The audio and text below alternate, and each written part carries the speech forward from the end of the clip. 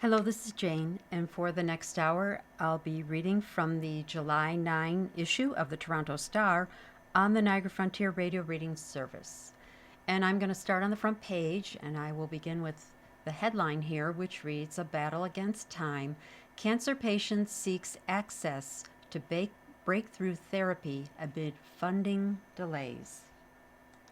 And this article is carried on in the inside of the paper, and the title reads, "GTA Father Can Access Cancer Treatment. Breakthrough Therapy Could Help Fight Aggressive Disease, but Isn't Covered by Provincial Drug Plans." And there is a picture here of Alex Shved, 37, and his wife Agata and their two children. And he says he is suffering from metastatic melanoma and hopes to undergo a personalized cell treatment produced by a U.S. company. It shows a picture of him with his family, and he's holding his little baby. This is by Megan Ogilvy. Alex Shved is running out of options and out of time. The metastatic melanoma invading his body has stopped responding to standard treatments and is spreading unchecked through his bones and lungs. At 37 and still healthy enough to work and enjoy backyard barbecues with friends, Shved is desperate to try any new therapy that might help. With two young daughters at home, one a toddler, the other just 3 months, he said he's not ready to give up. Shved has his sights on a personalized cell treatment produced by a U.S. company and approved by Health Canada last year. The tumor infiltrating lymphocyte therapy, or TIL therapy, is marketed as Lifileucel and uses a patient's own cells to train their immune system to find and attack cancer. Results from melanoma patients have been promising, but for Shved, getting access to the therapy may come too late. Lifileucel, also known by its brand name Amtagvi, is not covered by provincial drug plans. It has only just entered Canada's drug funding system, a process that can take more than 2 years. Shved has petitioned the province for out-of-country coverage to go to the U.S. for treatment, but was denied. He and his wife Agata can't afford the $1.5 million quoted by a U.S. hospital. Shved said he's not sure what he and other patients like him are supposed to do. "My timeline is weeks and months," he said. "I don't have a year to find out if it's going to get approved for funding." Shved is among the thousands of Canadians forced to wait for public coverage of new treatments due to a complex drug funding system that critics say prioritizes rigor over speed. The multi-step process requires new drugs and therapies to not just gain Health Canada approval, but also to undergo a lengthy assessment to determine if the drug's benefits justify the cost, followed by price negotiations with the manufacturer. Only then do provinces and territories decide whether to publicly fund the drug. A 2025 federal study found that, on average, it takes 906 days for new drugs to be added to public formularies. Experts say Canada's layered review process ensures the drugs that get funded will benefit patients and are a reasonable use of public money. But others, including Dr. Sandeep Sadev, a medical oncologist and assistant professor at the Ottawa Cancer Centre, say the system is far too slow, especially for patients with aggressive cancers. "One of the hardest conversations," he said, "is telling patients that a treatment exists, but that the public system may not be able to deliver it in time." Shved was diagnosed with melanoma in 2020 after having a large mole removed from his upper abdomen. He believed he was free and clear. 3 years later, a biopsy of a swollen lymph node confirmed the cancer had returned. Shved had surgery and started on immunotherapy.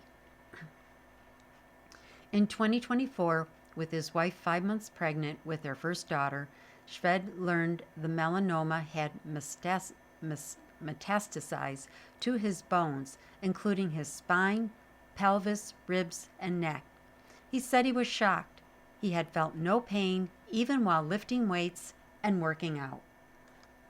It felt so surreal. I thought, this is all just some crazy dream, and when I wake up, everything's going to be back to normal. Another targeted therapy kept the cancer in check for more than a year. But by late 2025, it was clear the latest treatment was failing. This past winter, a tennis ball-sized tumor broke through a bone in his arm. In the spring, scans detected fast-growing nodules in his lungs. Shved turned his focus to TIL therapy. He said his Toronto oncologist told him the therapy was promising, but not yet available in Canada.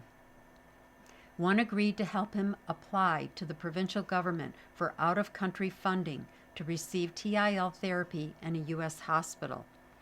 Dr. Simon Turcotte, a surgical oncologist and leader in cellular immunotherapy at Montreal's CHUM Research Center, said TIL therapy is more akin to a bone marrow or organ transplant than a traditional drug.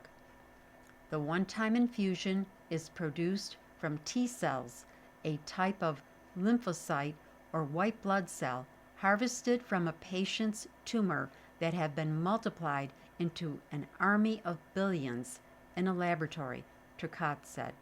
The procedure includes 5 days of chemotherapy to prep the patient's immune system to receive a new cancer-fighting infusion.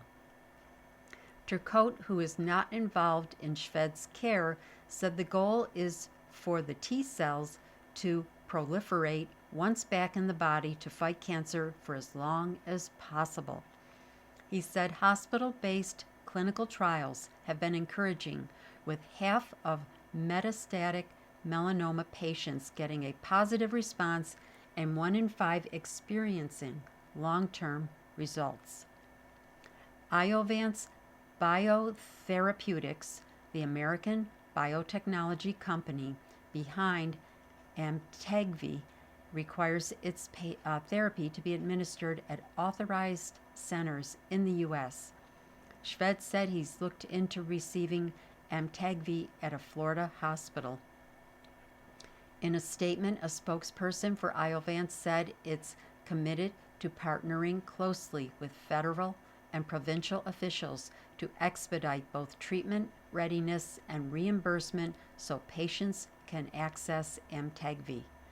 Canada's drug agency, which evaluates the clinical evidence and cost-effectiveness of new drugs, said in a statement that it received Iovance's application for Amtagvi on June 18 and expects to its review will conclude in November. Since being denied out-of-country coverage, Shved, who lives in Etobicoke and works in finance, has sent hundreds of emails pleading his case, including to government officials, Health Minister Sylvia Jones, and Premier Doug Ford. Shved said he wants more information about the stated reason behind his application's denial, that the out-of-country prior approval program isn't a mechanism to fund drugs currently under review for public coverage in Ontario, and to ask officials what he should do instead. He said he's already appealed to the Health Services Appeal and Review Board, launched a judicial review of the original decision, and lodged a complaint to the Ontario Ombudsman. Last week, Shved said he received a phone call from Jones. He said Jones told him that she couldn't intervene in individual cases, but agreed to seek more information and to speak with her team. In a statement, a spokesman for Jones did not acknowledge questions about the call, but confirmed that provinces and territories do not provide out-of-country funding for treatments that have not yet gone through Canada's drug funding system, which includes price negotiations between the manufacturer and the PCPA, or Pan-Canadian Pharmaceutical Alliance. Consistent with this approach, there have been no instances of Ontario approving out-of-country funding for a drug while it was actively undergoing the national PCPA negotiation process, Lily Barnes said. Last year, the Ford government launched the Fast Access to Supportive Therapies, or FAST program, which cuts about 6 months off the time it takes to get new cancer treatments to patients. Barnes said the program has so far sped up access to 9 therapies. Sadev said the FAST program works well for simple drugs, but is not designed for complex, personalized therapies such as TIL. He said out-of-country funding rules should be reassessed to consider new therapies like TIL that are more like a medical procedure. For now, Sadev said the province should approve out-of-country coverage, adding that patients with advanced cancers should not be penalized for bureaucratic delays.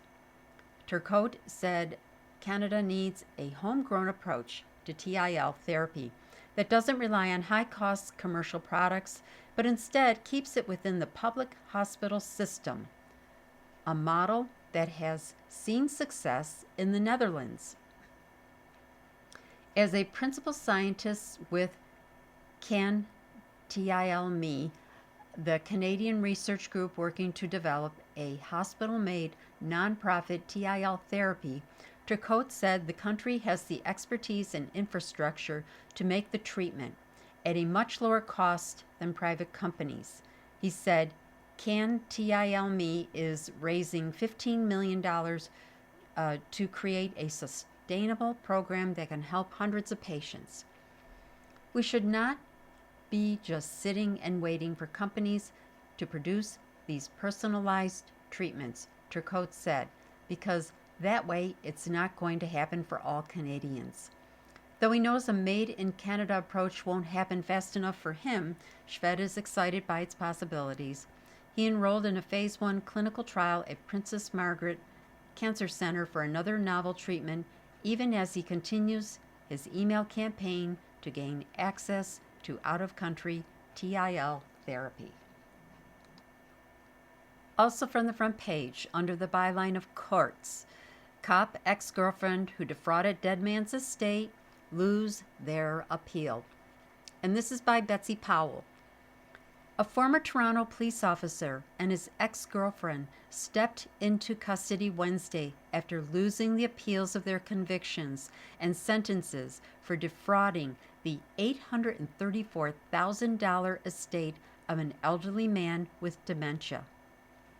Robert Konashuek and Adeline Balgobin, once an employee of the Office of the Public Guardian and trustee, both received 7-year penitentiary sentences after a jury in Toronto convicted them of fraud in 2023, following a trial with a storyline fit for television, a love triangle, and an ex-spouse whose tip to authorities cracked open the scheme. Balgobin was also found guilty of breach of trust by a public officer in connection with her duties as a client representative at OPGT, where she was responsible for managing Heinz Sommerfeld's affair. He died in a long-term care home in June 2017 without a will, although he had a younger half-brother, Peter Stelter, who was the legal heir who should have received the money. Instead, a check for $834,351.55 was transferred into Konashuwicz's bank account. The money was recovered, but Stelter has been unable to collect any of the funds while awaiting the outcome of the appeal. The family's lawyer is now looking into when the funds will be available. It has been a long 9 years since my brother died, Stelter wrote in an email Wednesday, adding he is both relieved and happy with the court's decision. During the trial, prosecutors Sam Walker and Peter Scruton, who is now a judge, suggested it was absurd that Sommerfeld, who worked for 45 years as a draftsman for Ontario's Highway Department, left the entirety of his estate to the much younger Konashewich. Konashewich did not testify, so the Crowns were unable to cross-examine him about his alleged connection to Sommerfeld. Konashewich and Balgobin had asked the appellate court to reduce their sentences so that they could serve them conditionally in the community, or at most to send them to prison for between 2 to 3 years. The Court of Appeal for Ontario rejected the arguments, finding the trial judge made no errors in imposing sentence. It was the many severe aggravating factors in this case and the corrosive impact of the fraud on public trust in the police and the OPGT that drove the trial judge's decision to impose an exemplary sentence, wrote Justice Jonathan George. Justices Lise G. Favreau and Renee Pomerantz agreed. The decision was released Wednesday. Konashewich and Balgobin had been out on bail pending the result of this appeal. The appellants raised 2 main grounds of appeal of their convictions. Their lawyers argued the trial judge erred by admitting evidence that the appellants had attempted to conceal their affair from Candace Dixon, Konashewich's former girlfriend turned whistleblower. At trial, the Crown's position was that the evidence was relevant for narrative and critical to timing, given all the lies about the relationship when the fraud was in motion. However, the defense lawyers argued that evidence was irrelevant and had nothing to do with whether Konashewich was guilty of fraud, and that it created the risk of moral and reasoning prejudice. They also criticized the Crown for suggesting the pair had taken extreme steps to conceal their affair from Dixon. While the appellate court found the trial judge's reasoning justifying the admission of the evidence to be a bit concerning, the judge did not err in finding it to be probative and relevant, George wrote. He properly assessed the probative value of the concealment evidence and clearly apprehended its prejudicial effect, taking note that this conduct was not far removed from the facts underlying the offenses charged and that an affair today does not attract the same level of social opprobrium that it may have in the past. The panel also rejected the other key appeal ground that the trial judge, Justice Sean Dunphy, delivered an unbalanced jury charge, effectively directing the jury to convict. The appellant's complaints of imbalance are simply not borne on the record, the ruling says. This was a lengthy and complex trial which involved evidence that needed to be understood not only on its own but in relation to all the other evidence. Synthesizing the evidence and issues in this case was a formidable task which, in my view, the trial judge did quite well. Balgobin was in a clandestine relationship with Konashewich when he produced a will that named him an executor and estate trustee and sole beneficiary of Sommerfeld's estate. Balgobin assisted in the probate process by swearing an affidavit attesting to the authenticity of Sommerfeld's signature on the will and by corresponding with Konashewich's estate lawyers. Konashewich swore an affidavit in support of his fraudulent probate application, which included statements about his attempts to locate 2 witnesses to the will who never actually existed.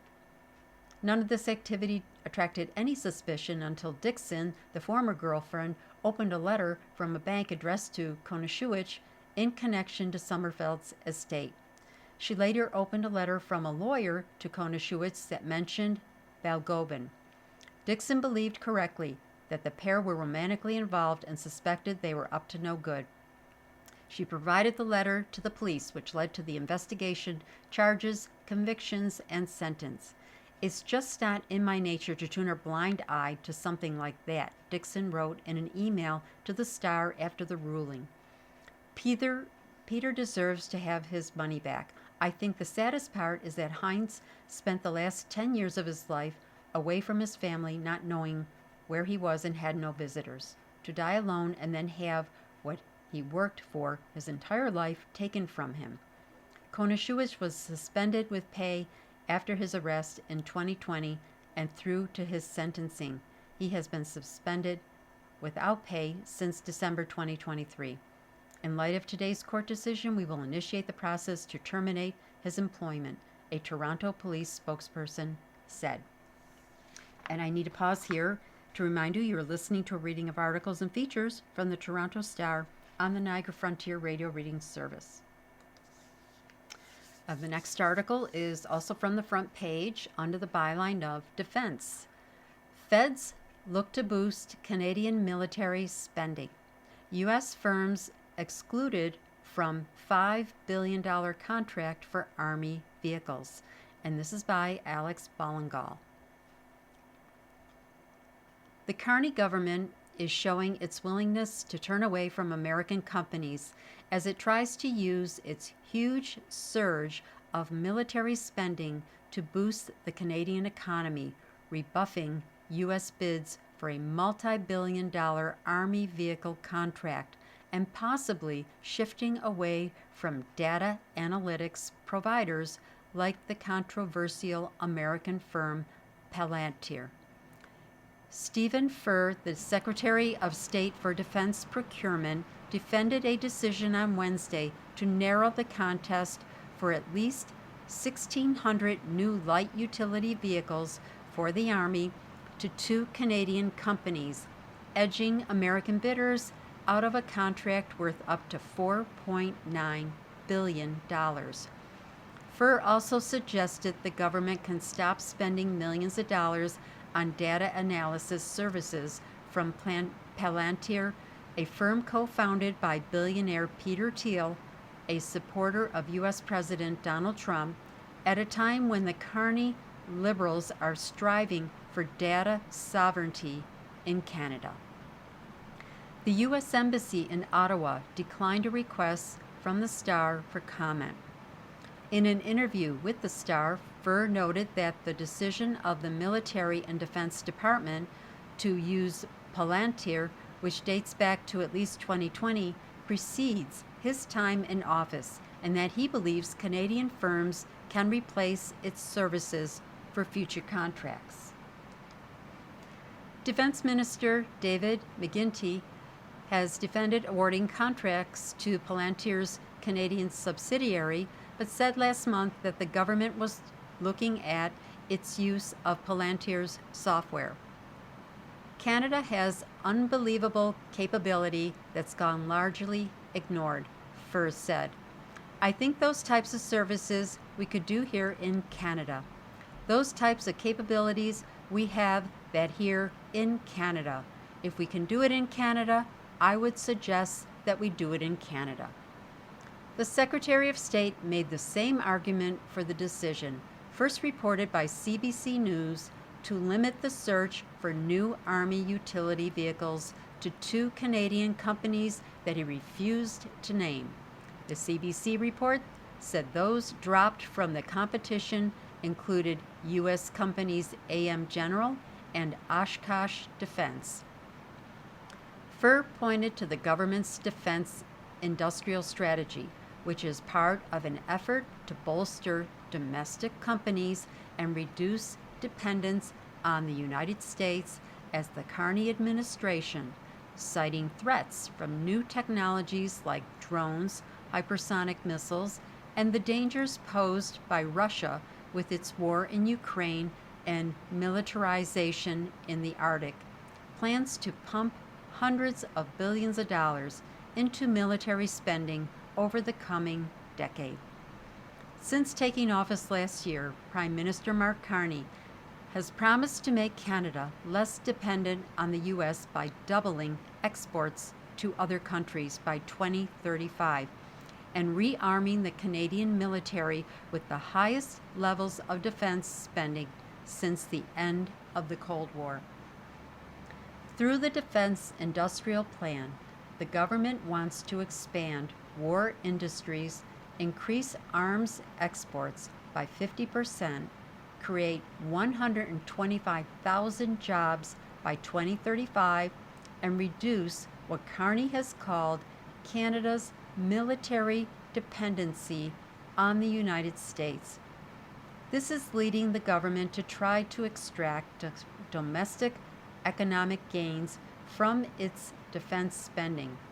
Recent decisions include the planned purchase of Saab Global Eye surveillance planes, choosing a Swedish firm over American options that will be partially made in Bombardier's Toronto facility.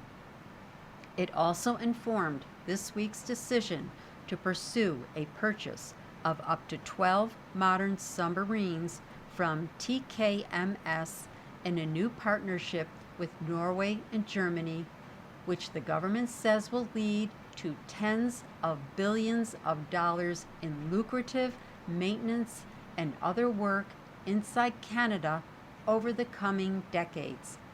The idea is to increase defense spending inside Canada where we can, Furr said, adding that for the utility vehicles, we've got a number of good companies in Canada that can deliver on this.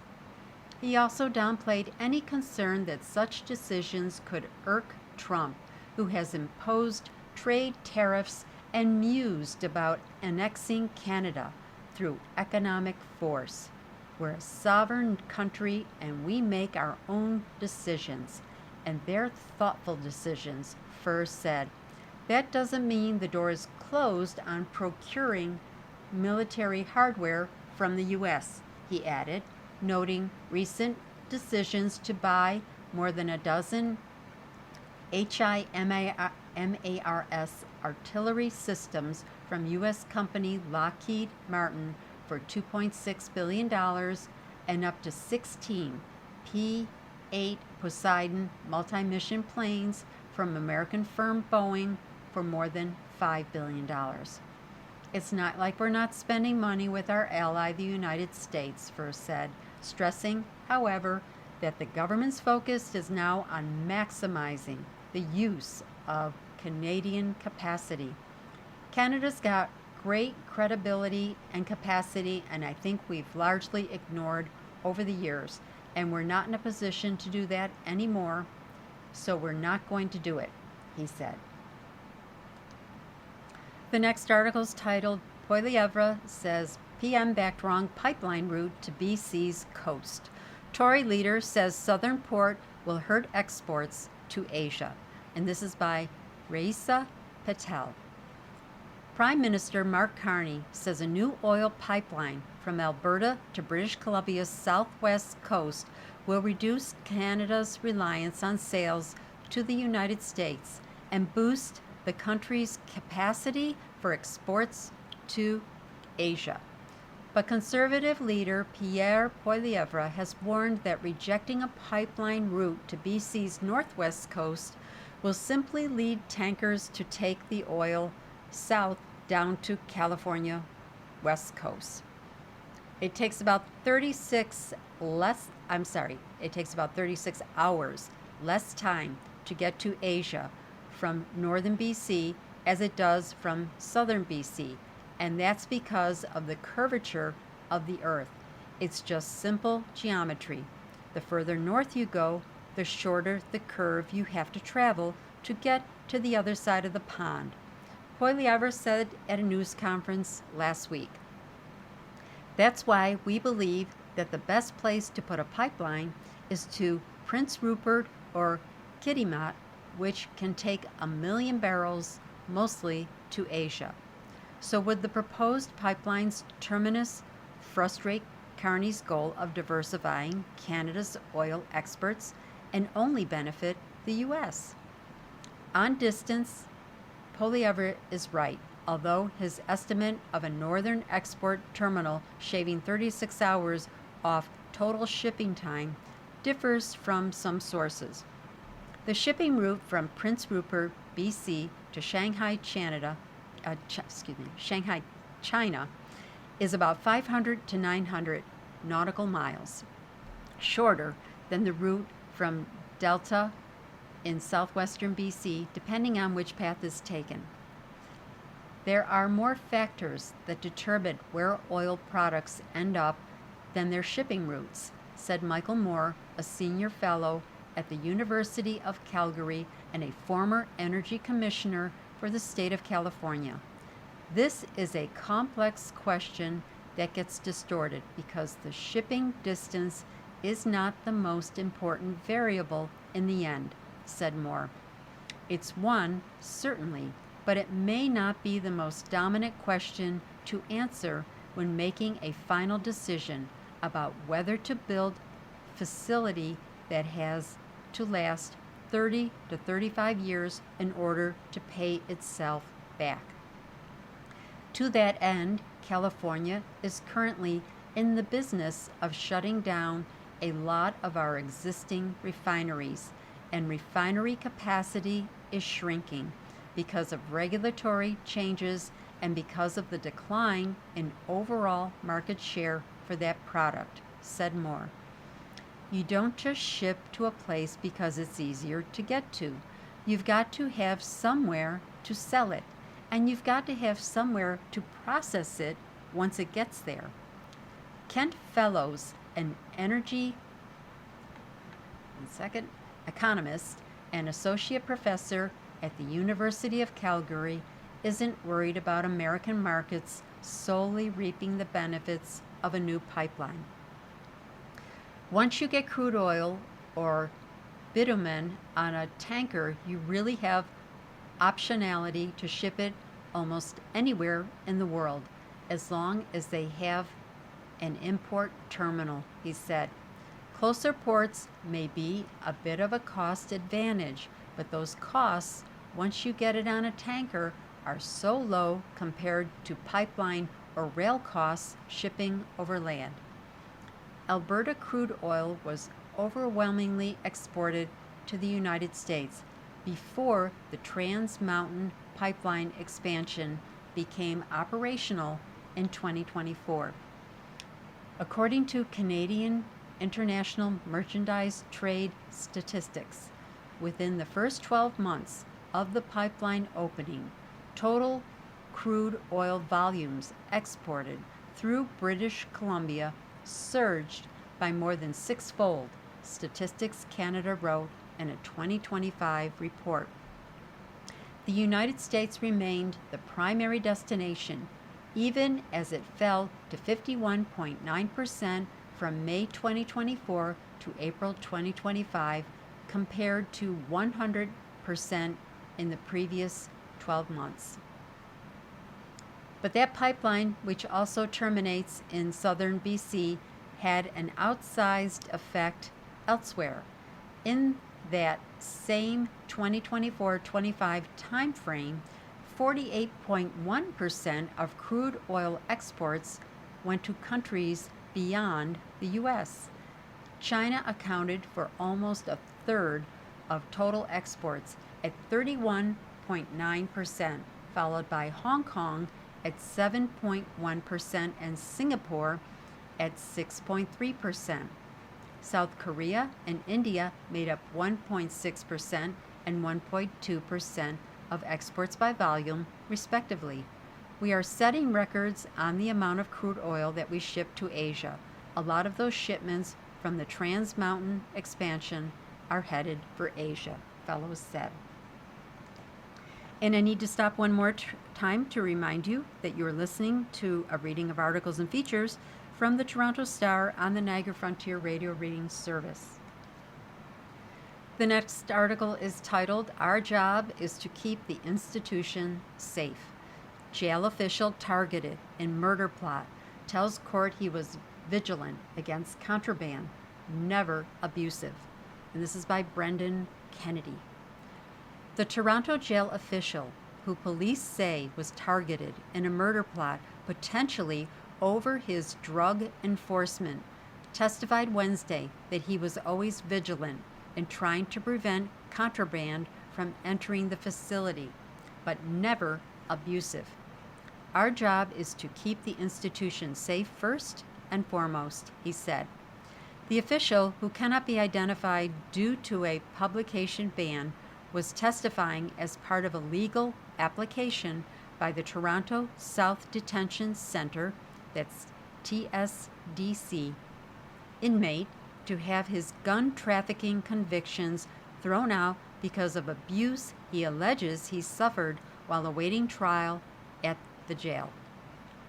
It is believed to be the first time the jail official has spoken in public forum since the attack at his home was described in the February announcement of the shocking arrests of 7 Toronto police officers in what's known as Project South. The inmates' convictions are not related to Project South. In order to protect the official's identity, the courts took the unusual step of erecting wall-to-wall room dividers in front of the public gallery of the court to prevent any member of the public from seeing the official while he testified. An additional screen was set up to prevent the inmate from seeing him from the prisoner's box. Plainclothes police officers were also present both inside and outside the courtroom. The inmate, Joshua James Malcolm Evans, and 3 other current or former TSDC inmates have accused the jail official of overseeing abusive enforcement practices against inmates, including unjustified strip searches and forced bowel movements in front of the guards. The official has denied all of the allegations against him, saying in an affidavit filed with the court that he prides himself on his professionalism and integrity. Previous reporting by the Star has found that the official has a reputation for a strict approach to rooting out contraband in the jail. His style has been lauded as effective by some colleagues, while others have told the Star it sometimes veered into cruelty. Similar allegations were made against the official in at least one other court case in which he was not called as a witness. Investigators have identified the official's enforcement at the jail as a potential motive for why he was targeted. In recently released court documents, police alleged that an inmate in the South may have been the one who directed the murder plot. 3 masked gunmen were arrested outside the official's Markham home in the middle of the night on June 20, 2025, in a dramatic takedown by York Regional Police, who were lying in wait after the home was cased by suspicious individuals the day before. Earlier in the week, Malcolm Evans was cross-examined by Crown Attorney Moaz Karimji, who accused him of making up the allegations against the jail official because he knew the official's life had been threatened and would therefore be reluctant to appear in court to defend himself. Malcolm Evans denied this, pointing to how he took contemporaneous notes of his alleged mistreatment at the jail before the attack on the jail official's home. In an affidavit filed in court, the jail official said Malcolm Evans threatened him after refusing to comply with a strip search. "Just wait and see what happens. You have no idea who you're messing with," the inmate is alleged to have said to the official, according to the official's affidavit and an incident report he wrote at the time. When asked about the threat during cross-examination, Malcolm Evans denied it, suggesting it would be irrational because of the power the official had. If the judge agrees the jail breached Malcolm Evans' charter rights, she could stay his charges, effectively throwing out his conviction. She could also reduce his sentence if she feels a lesser remedy is warranted, or she could find that no violations occurred. The jail official will continue his testimony Thursday. Next article is Police Recruit Killed in Crash ID'd. 27-year-old cadet remembered as kind and dedicated. And this is by Xavier Mesquita. Durham police say the 27-year-old training recruit killed in a highway crash in southwestern Ontario on Tuesday is being remembered for his determination, humility, and an unwavering commitment to serving those around him. The constable in training was identified by police on Wednesday as Tyrone Megbetang, who died en route to training at the Ontario Police College in Aylmer. In a news release, Durham Regional Police said that the service was profoundly saddened by the death of the constable in training. Megbetang joined the force as a special constable in May 2023, according to the release, before being selected as a police constable recruit in April. Tyrone was a compassionate, dedicated, and service-driven individual who believed deeply in helping others and making a positive difference in the community, the release said. He will be remembered for his kindness, professionalism, and the tremendous potential he brought to our organization, it added. Police said that Megbetang would be transported from London, Ontario, to the Centre for Forensic Sciences in Toronto on Wednesday, where loved ones and members of the Durham Regional Police Service will accompany him to show their respects for his service. Police asked for the privacy of Megbetang's family, and those mourning to be respected. The Elgin branch of the Ontario Provincial Police responded to the collision between a transport truck and sedan at the intersection of Imperial Road and College Line just after 11 a.m., according to a social media post by police. Aylmer is about a 45-minute drive southeast from London, Ontario. One person was pronounced dead and the other was taken to a local hospital, authorities said. The transport driver was uninjured. The circumstances around the crash are being probed by the OPP. The next article is titled Captive Belugas Get a Lifeline. U.S. approves emergency rescue of animals at shuttered Marineland. And this is by Liam Casey. U.S. authorities have approved an emergency rescue operation to import Canada's last captive whales and dolphins, a consortium of marine parks said Wednesday. The shuttered Niagara Falls, Ontario tourist attraction is up for sale, and the park has said it is running out of money to care for its complement of 30 belugas and 4 dolphins. Ottawa endorsed last month a plan to move the animals to several facilities in the United States and one in Spain. The whales are set to go to 5 marine parks: Shedd Aquarium in Chicago, Georgia Aquarium in Atlanta, SeaWorld locations in San Antonio and San Diego, and Oceanographic Valencia in Spain.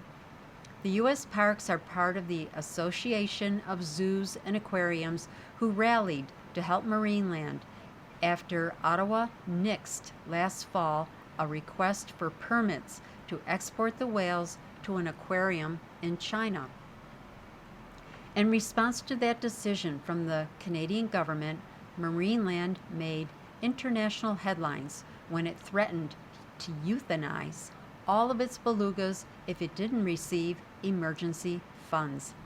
The National Oceanic and Atmospheric Administration authorized the emergency rescue on July 1 after entering into an agreement with SeaWorld, Georgia Aquarium, and the Shedd Aquarium, said Rachel Hager, a spokesperson for the agency. The emergency import of these beluga whales to U.S. facilities is necessary to ensure the whales receive medical treatment and care that is not otherwise available, Hager said in an email. Marineland of Canada closed to the public in 2024, and there are no other facilities in Canada that are able to provide the whales husbandry or medical care. The U.S. government agency said it has authorized a move of up to 28 belugas. It's believed 2 other belugas and 4 dolphins would head to Spain. The American Parks Consortium said they are still awaiting permits from the Spanish government. It is set to be an unprecedented move with the number of whales involved. Marineland has the highest number of captive belugas in the world. The U.S. Aquariums said it will be a remarkably complex rescue operation. This collective of aquariums is well positioned for this extraordinary task, thanks to decades of beluga care experience and having collaborated on several successful beluga rescues in the past, said Johnny Ford, a spokesperson for the Shedd Aquarium and the rest of the consortium. Marineland said it welcomed the U.S. authorization of the relocation. We recognize we can no longer provide the long-term care these animals require, and we believe this rescue, led by AZA accredited aquariums including Shedd Aquarium, Georgia Aquarium, SeaWorld San Antonio, and SeaWorld San Diego, is in the whales' best interest, Marineland said. Care teams will arrive in the coming weeks to assess the whales and prepare them for travel, and no whale will move until cleared by Canadian veterinarians. Canada's Department of Fisheries and Oceans issued the first batch of permits to export the whales and dolphins in early June and will have to sign off on the final permits once they check the health of the animals.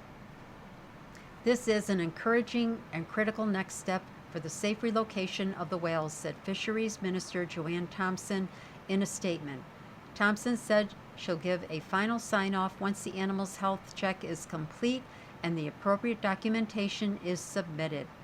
The U.S. agreement shows 13 belugas will head to SeaWorld in San Antonio, 6 that originally came from Russian waters, and 7 that were born at Marineland. They are a mix of male and female whales. 3 male belugas born at Marineland will head to SeaWorld in San Diego, while another 2 males born at the park will head to the Georgia Aquarium. And 10 belugas, 8 females from Russian waters, along with 2 males born at Marineland, will be shipped off to the Shedd Aquarium in Chicago. The whales and dolphins will likely be moved in the next few months.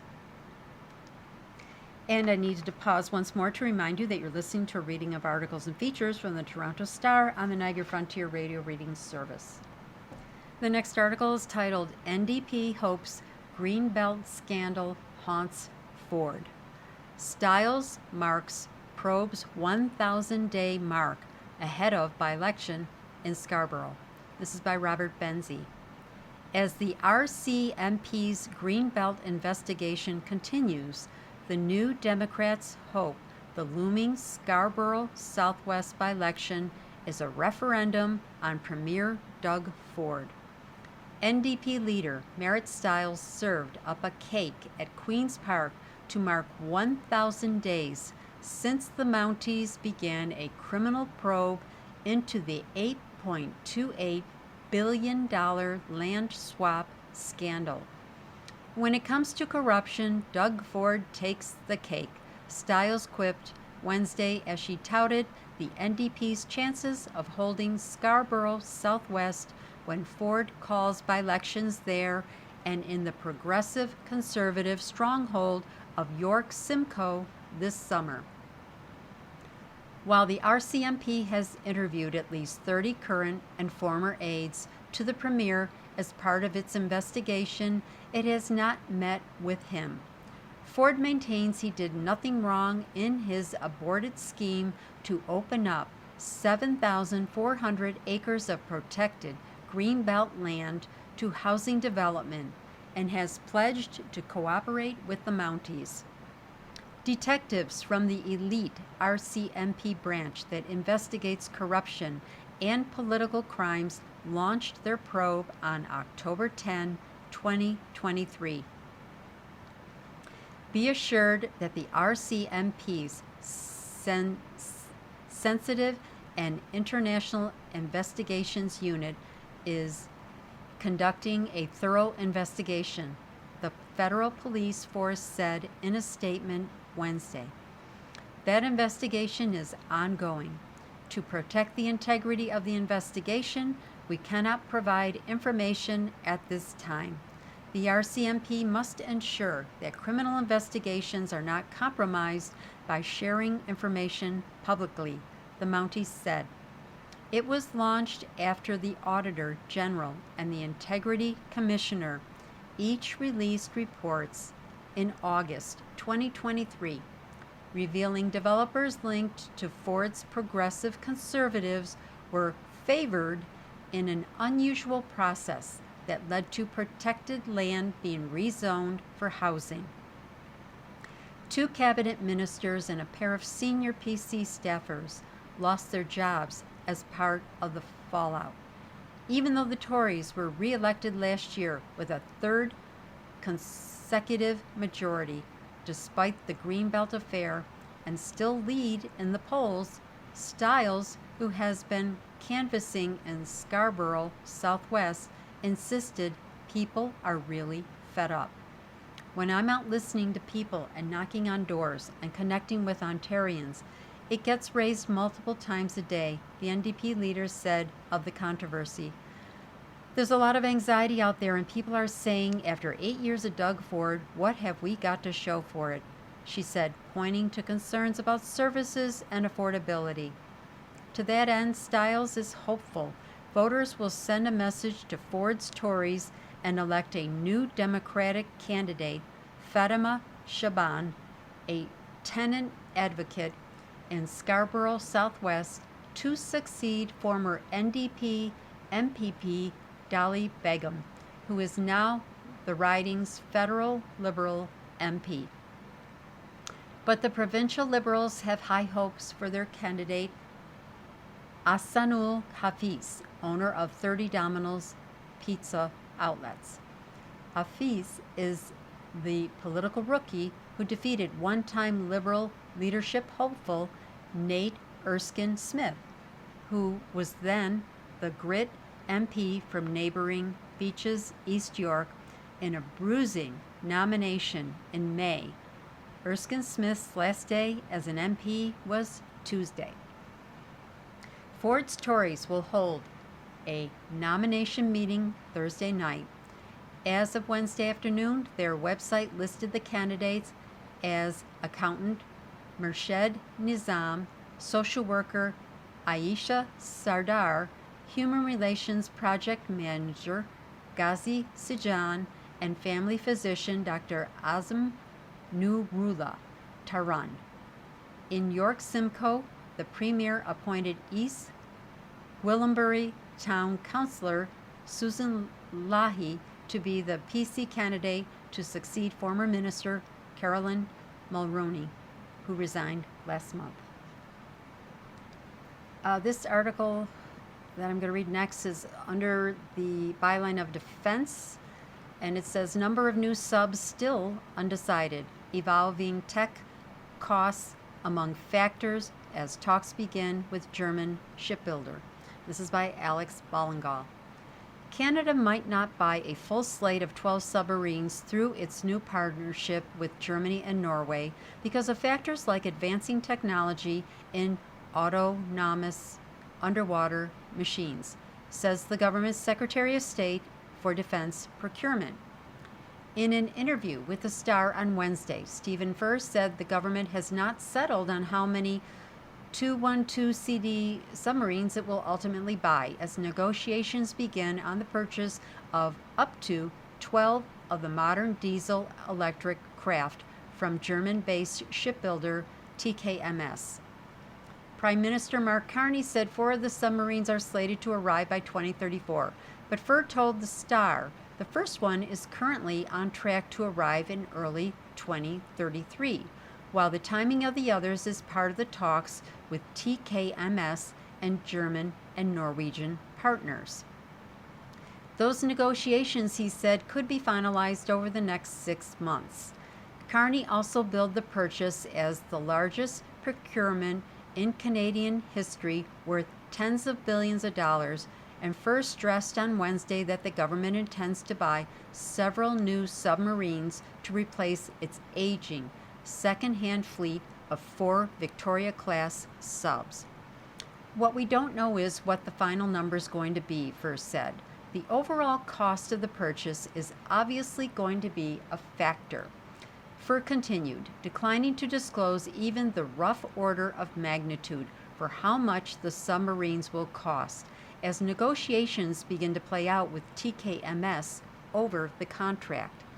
Another consideration, Fur said, is emerging technology that may affect the government's calculus for how many submarines it needs, as production and deliveries of TKMS craft for Canada stretch into the next decade.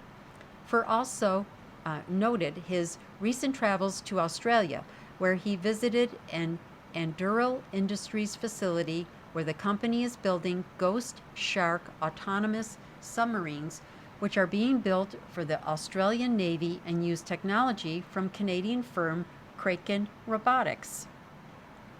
Writing recently in The Walrus, former Conservative leader Erin O'Toole also asked whether the government should buy fewer than 12 submarines alongside uncrewed subs like the Ghost Shark.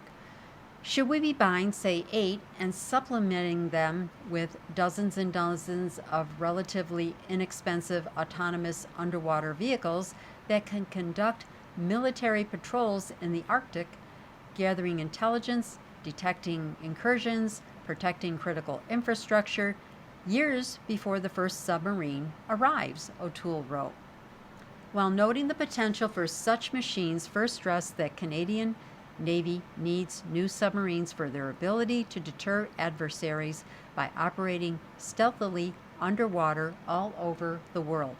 Nothing really replaces the sub for persistence, deterrence, and all the things it can do, but there are some very, very interesting new capable emergency technologies that can work with a sub, Fur said. I'm not saying that new technology will replace them. Absolutely not. We need the submarines, he said. But if we're talking about factors that could drive the number of, at the end of the day, cost is one, complementary technologies is another. And I will end here with, you've been listening to a reading of articles and features from the July 9 issue of the Toronto Star. Your reader has been Jane. Thank you for listening.